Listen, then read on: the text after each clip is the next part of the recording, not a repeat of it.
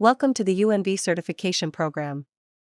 The topic of this video is NVR operation and maintenance part 2.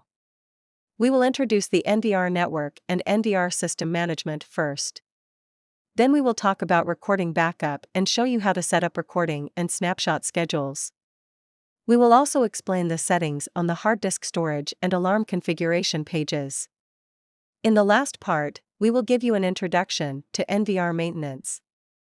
Let's start with NVR network management.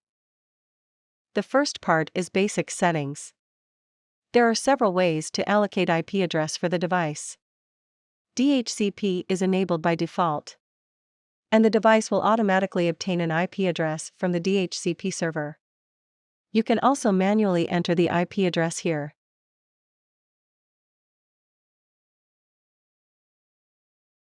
NVR allows accessing from the cloud website or mobile surveillance app. You need to sign up a cloud account first, then log into this server address, and then enter the register code to add this NVR to the cloud account. You can also use EasyView app on the phone and scan the QR code below to add the device.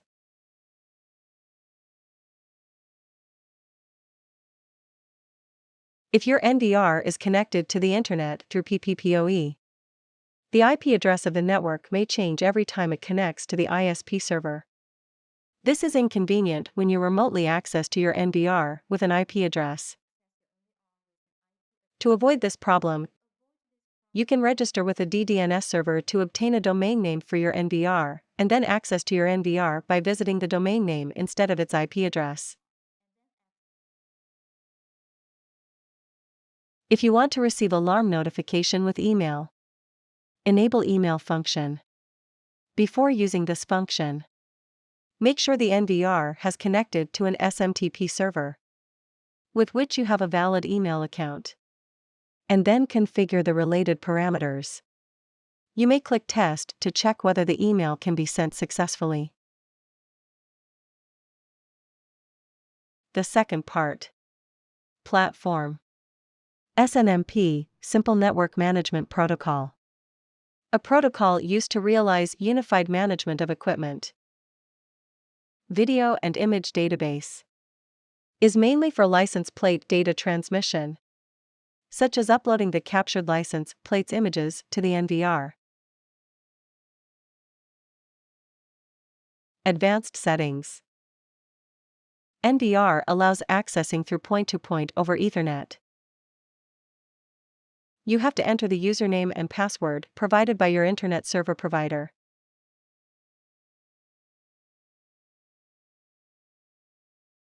Normally there is no need to modify default port numbers. HTTP port is login port. HTTPS port is encrypted login port.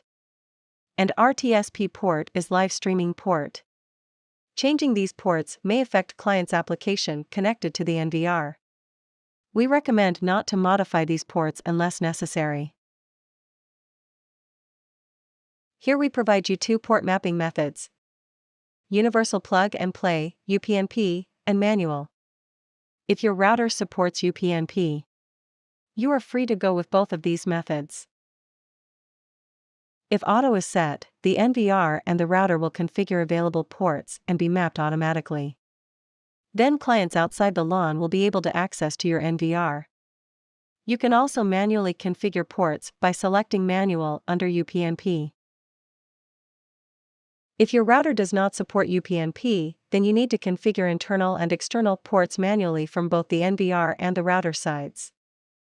The principle of port mapping is that the internal and external ports of the NVR are consistent with that of the router. When multiple clients want to watch the same live view, NVR can send multicast stream to the switch. Then the switch will send live view stream to each client. For FTP. It's another way for us to receive alarm snapshots and information. We can use this function to automatically upload snapshots to a pre-configured FTP server. This allows you to view the alarm snapshots captured by the device. Now let's move on to NVR system management. In the basic settings, we can set device name, ID, and language. This is to set auto logout interval. The current user will log out automatically on the NVR after the time you set. In initial setup, the wizard will guide you to go through all the essential steps to set up NVR. You can disable it after initial setup. And the second part, preview. This part is to set video display parameters. The output mode is set automatically according to the interface type of monitor you connected. You can also select video output manually, and then set VGA or HDMI resolution. We select from preview windows to display live view of different channels, or select directly from these window layout. If you want to have loop view of all channels, turn on the sequence function, and then set the time interval as needed. There are several modes of live streaming to adapt to different network environment. Mainstream is set as default to ensure high-quality image. You can also enable Substream First in advanced settings. Time settings. You can select time zone according to your country and region, and then set date and time format. You can enable auto-update to synchronize time with the NTP server to ensure time accuracy, and set update interval. You can also set DST, daylight saving time, set start time, end time, and also DST bias. We've set the time of the NVR.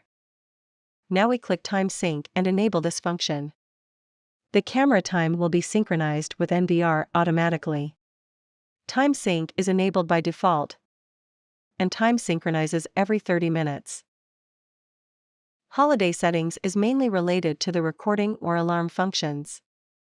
You can add holidays here, then configure recording schedules on these days. Our device also supports pause function. It's rather useful when applied in a cafe or a supermarket. Add a pause. Input the transmission protocol, local receiving port, and other information. When configured properly, the NVR obtains data from the pause machine and displays information in form of text on the live view. And you can search recordings with pause information in playback as well.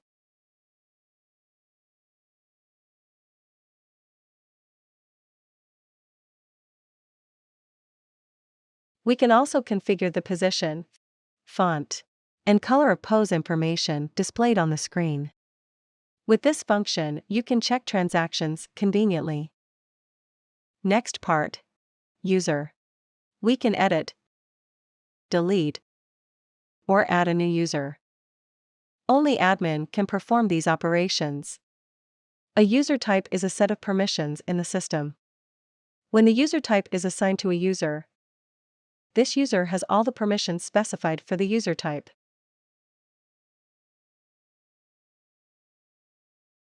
We can set permissions here.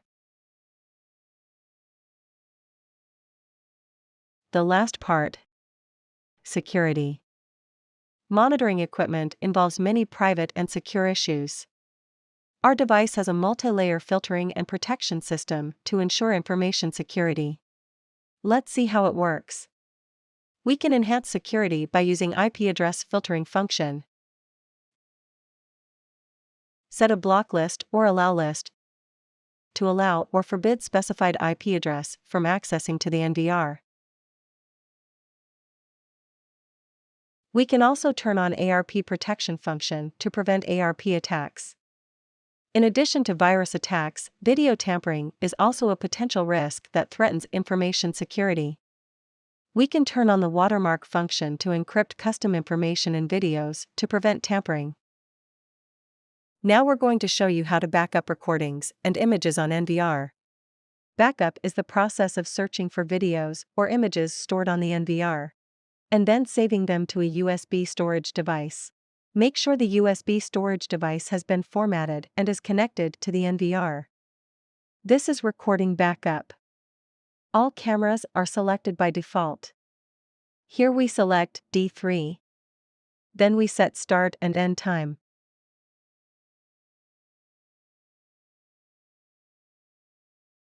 There are several recording types to choose from, for instance, normal recording and manual recording. We also provide you several options in event type, VCA type, and file type.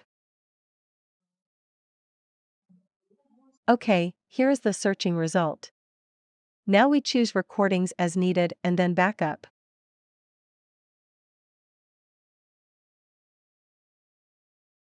The default recording backup format is MP4. After that, we will select a USB storage device and its destination path. You may want to create a new folder for the recordings. Click to create a new folder. The recordings will be saved to the specified directory. A progress bar is displayed to indicate the progress. If you want to cancel the operation, click Cancel. Now the recording backup is completed. Then let's move on to image backup. Snapshots can also be saved to a storage device. The steps are quite similar to recording backup. Select D3. Set start time. And select an image type from the drop-down list. And then search. Here is the result. We will choose from these images and set storage destination path.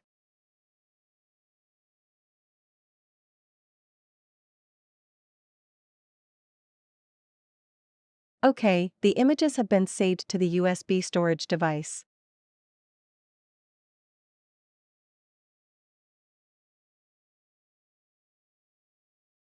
In the next few minutes, we will show you how to set up recording and snapshot schedules. We're on the home page of Recording Schedule now. From this page, you will be able to set up recording schedules for all the cameras added to the NVR. For every added camera, the schedule of normal is enabled by default.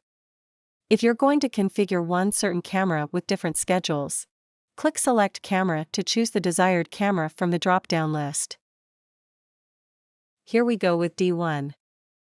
For triggered recordings, you've also got the options to add pre-record and post-record periods above the schedule chart. To save a redundant copy of recordings, select Enable Redundant Recording and configure a redundant hard disk. But this is only applicable to some NVR models, which support at least 2 hard disks. Beside the schedule chart, there are different recording types with different colors, such as normal, event, motion, and alarm. If you want to configure the schedule of one certain recording type, select the type and draw the period in the schedule chart. For example, you can set normal from 8 to 12 o'clock in the morning.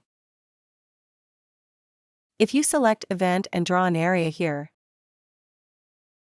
the NVR will record when any event is detected during this period. In the afternoon, motion can be set, which means NVR records only when motion detection is triggered. Choose alarm and draw here if you want to record alarm events. To set schedule details, click Edit in the Edit Schedule window. All day is selected by default. Choose to clear all day and select by period as you need. Here you can set up different schedules by the minute as well.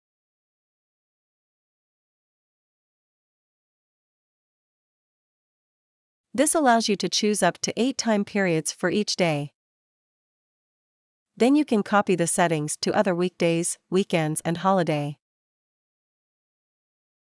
Don't forget to select recording type on the right.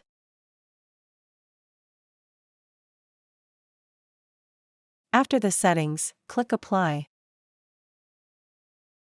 It is optional to click Copy to apply the same settings to other cameras. You can select the channels to which you want to apply the settings. Then this camera's recording settings will be applied to D2 and D3. Now let's move on to snapshot schedule. The operations for snapshot and operations for recording are similar. Select the camera from the list. Make sure that schedule is enabled before you proceed with the following steps. As I showed earlier, you can select Enable Redundant Snapshot if you need. Remember, only some NVR models support this. And then click a color icon on the right. Draw a schedule in the middle. For more settings, you can click Edit to set in the pop window. Select day, time and type.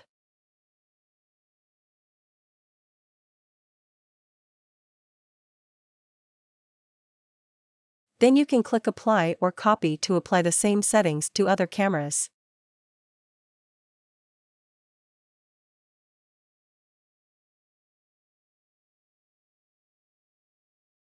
All of the operations have been successfully done. Next, let's have a look at the NVR hard disk storage. Here we can view disk information, including total and free disk space, as well as disk status, type, usage, and property. All the added hard disks will be shown below. As we can see, 2 hard disks have been added to this NVR here. To add extended disk, you can click Add in the bottom of the page. In the dialog box displayed, select disk usage, recording, snapshot, or backup, and disk type, currently NAS only. Enter the NAS server address and directory. Click Add after the settings are made. Please notice that only certain models support NAS storage. By clicking the blue gear-shaped icon in the configuration bar, you are able to modify the disk property. Here we provide you 1 usage option, recording, snapshot, and 3 property options, read, write, read-only, and redundant. We select the disk, and then click Format if we would like to format a disk. One confirmation message box will appear. If you click Yes, the data on the hard disk will be erased. So please be careful when formatting your hard disk. Usually each added hard disk works individually by default, and you need to configure the hard disk group manually. If you assign hard disks to a disk group, you can use the disk group to store recordings and snapshots of specific cameras. Once a disk group is created, disk group information will be initialized if any disk in the group is formatted. Make sure disk group is enabled. To set disk group, we click the blue icon on the right and select a group to which the disk will be assigned. We choose Group 1 here. Then we can make the same settings for the other hard disk.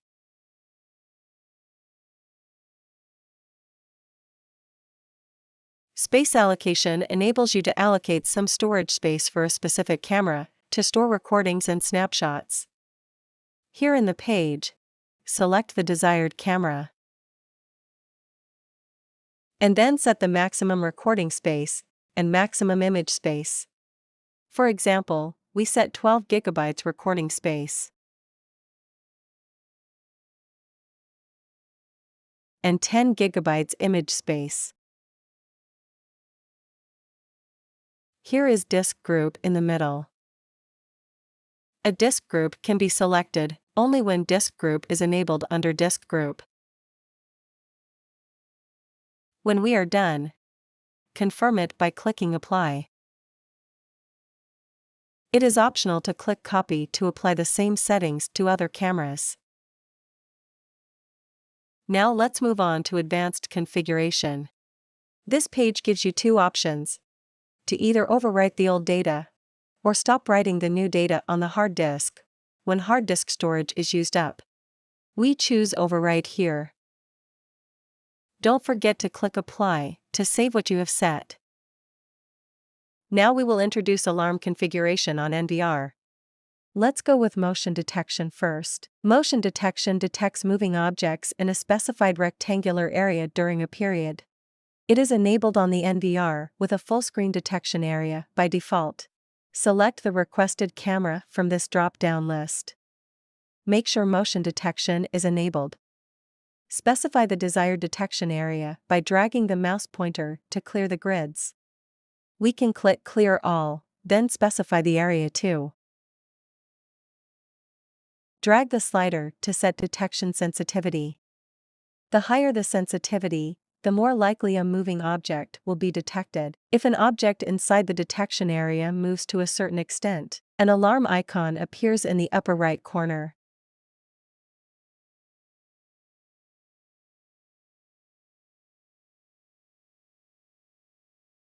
Setting up trigger action will make sure that we will get notified by a buzzer sound, or email message, or a pop-up window when an alarm occurs. Below there are some more advanced linkage actions like recording. Go to Preset and Snapshot.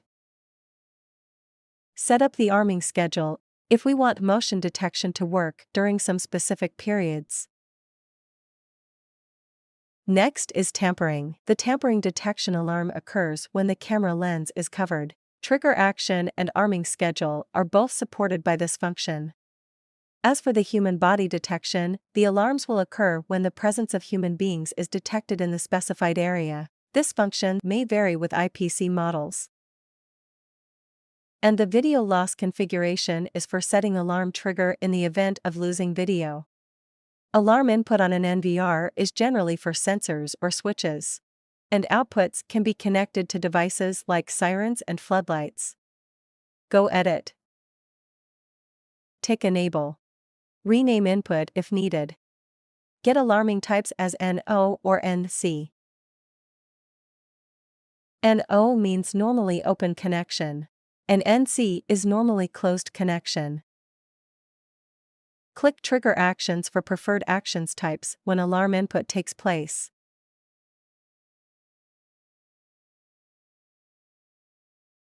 Click Arming Schedule for scheduling arming time as requested. Let's move on to Output Setting. Click Edit. Select Default Status. We can customize the signal output duration from 1 to 3600 seconds. Or choose Maximum option to output signal continuously. Select Relay mode between bistable and monostable. NVR might encounter issues like IP conflict, network disconnected, and disk offline.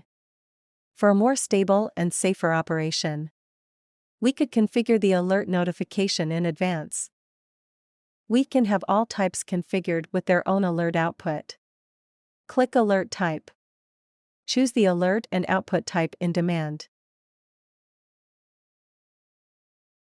Audio detection can be a very reliable way to capture a sudden change in sound volume or other important sounds that need to be recorded. Select the requested camera. Tick Enable. Get the needed trigger actions. Get the operating schedule armed. Choose the aimed detection type of sudden rise, sudden fall, sudden change, and threshold. For the first three types, dragging the slider below can set the difference value within volumes.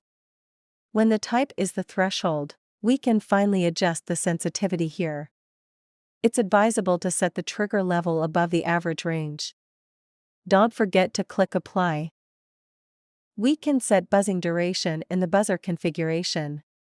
Put it at maximum status, the duration will be 2 minutes. When switched to the custom status, the duration can last up to 600 seconds. People present alarm can be utilized to monitor the presence of people. Before we enable this function, make sure we have already completed the related settings on the camera side. The default threshold value is 1. We can adjust the quantity as required. It works with cameras that support people counting only. Finally, we will give you a detailed introduction on NVR maintenance. Now we are on the maintenance system info page. From basic info we can get model, series number, and the current running firmware version. We can check the build date and operation time here as well. This page also enables you add your NVR to the mobile app EaseView by scanning this QR code.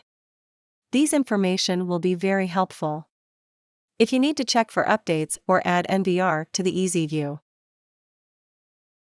On the camera, you are able to check the status of every camera added to the NVR and check if some functions are on, like motion and tampering, etc. We can also check the recording status of every camera on this page.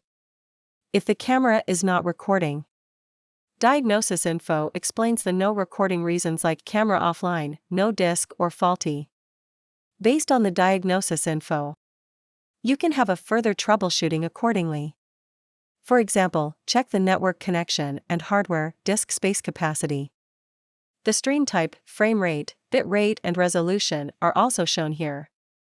So if a backup recording is arranged, this page provides a good overview to check and see if it's all to your preferred settings. Any problem will be easy to identify. On the online user page, you'll be able to check the login IP address and time of admin, and all the other users you created under the admin. This will keep you updated with all the login records. If you see any illegal login IP address with the user you created, you can immediately disable this user to make sure your NVR is under no risk. And all the installed hard drives will be shown on this page. You are able to check the total capacity, free capacity, and status of hard drives here. If you would like to check network connection status, let's go to Network Info. This page provides you the real-time transmit and receive rate of the current connections. We can analyze the stability and network traffic with this chart. Below the chart, we can find the network interface, connections type, and status. The MAC address for each connection is also shown here.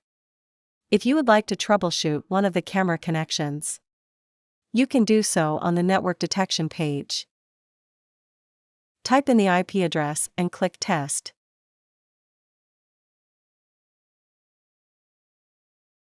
It will prompt us the average delay time and packages that might be lost. You can capture the packet of a specified IP address on this page as well.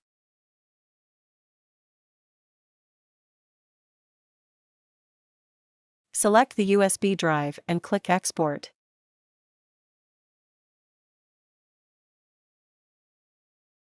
This will create a PCAP file and can be opened and analyzed by programs such as Wireshark. This is the file we just exported. On the network, you can read the network information. And if your NVR is the PAL over Ethernet model, you can view port status and power information here. To see the current load and remaining capacity of the NVR, the network statistics page will prompt you the current connections and available bandwidth. It also shows the current remote live view and playback bandwidth that are used. As you can see, you are able to get all the network connection related info on network info pages. So now let's move on to the log search page and see what can we get from this page. Here we find all the log types we are able to search and view. Select the period, main type, subtype, and click Search. After this, it will prompt us all the events according to your search.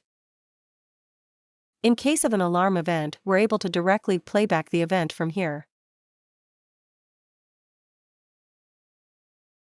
As well as for all other events, we are able to export a CSV file on a USB flash. Logs contain information about user-performed operations and device status. By analyzing logs, you can keep track of device operation status and view detailed alarm information. Maintenance Part 2. Here you are able to import or export the configuration of the NVR. It will be very useful to save the configuration settings of your NVR. This is the configuration file we just exported. Importing the configuration file is just as easy. Select the file on your USB drive to import. The system will reboot to continue the process. If you need more detailed information for troubleshooting some issues that happen to NVR or IPC, you can select device type and export the current diagnosis info. These files will show you details like device model, firmware version, operation time, and so on. They will be very helpful in troubleshooting issues. Now let's move on to Restore page. This page gives you two different default levels. One is default. It will restore all the factory default settings except network and user settings. This level is the most convenient to choose, since it will keep your current network settings and password. The second one is factory default. This level will include the network and password to be reset, and it will also inactivate your device. You can also use auto function to auto restart your NVR. You can set the schedule for the NVR. For example, if you select Friday 2 a.m., then the NVR will automatically restart at 2 a.m. every Friday. You can set a schedule for the NVR to automatically delete files containing recordings and images saved on the disk as well. This function can be very useful to avoid system breakdown from a long time running, as well as clean the hard disk to make sure it has enough space for the latest recordings and images. In this section, you are able to upgrade both of your NVR and cameras added to the NVR. Upgrading can be done in two different ways. One is cloud upgrade. Below it is the current version of your system. If your system is connected to the EaseCloud, click Check for Update. If your system is not running the latest firmware version, you can simply just click the upgrade. It will be upgraded automatically. The other is local upgrade. Insert your local drive with the correct firmware file corresponding to your model of your NVR and current firmware version. Select the upgrade file and click Upgrade. We advise you to always carefully read the upgrade and release instruction before upgrading. Sometimes features are added or changed. This might affect your current setup. If you are running a custom firmware, please refer to your supplier first. This page shows you all the cameras that are added to your NVR. You can update them by cloud and local as well. It's always a good idea to save the setup configuration settings before upgrading. This way you are able to restore the original settings. Now let's move on to the hard disk smart analysis. The NVR is able to constantly monitor the condition of your hard drives. The system provides 3 test types: short, extended, and conveyance. Extended tests detect more thoroughly and thus take longer time than short tests.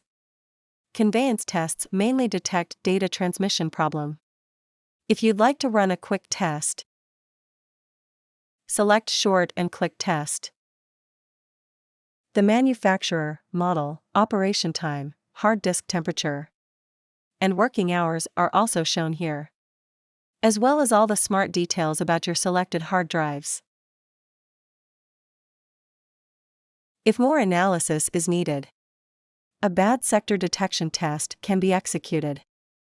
We can choose to do a quick key area detection, or to do a full detection. If the hard disk is shown any bad sector, the information will be prompted.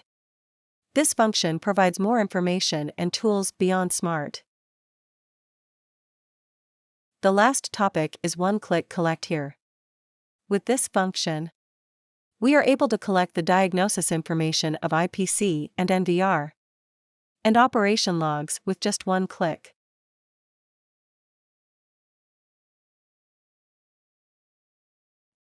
That's all for today. Thanks for watching. See you next time.